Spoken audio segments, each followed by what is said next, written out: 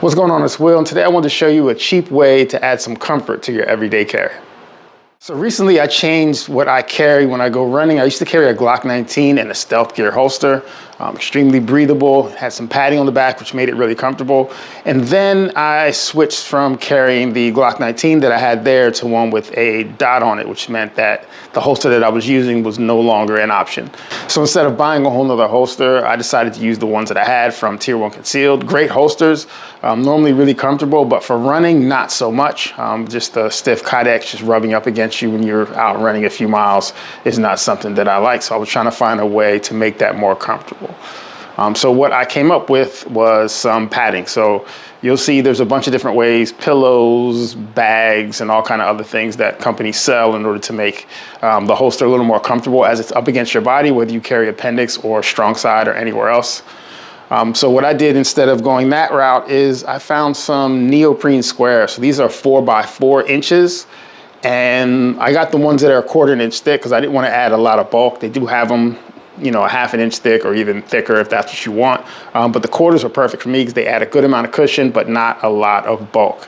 They do have an adhesive on the back, and you just peel the backer off and you can stick it on your holster. So I have them on both of the holsters that I use regularly.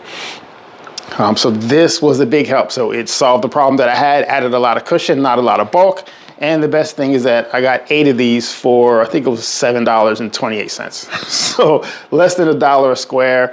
They are neoprene, so they're gonna hold up well against solvents, oil, heat, if there's too much temperature, and even water, because obviously I live in Florida where it's hot and humid. And if you're running 5 miles, you're gonna have a lot of moisture coming in contact with the pad, and it's held up extremely well.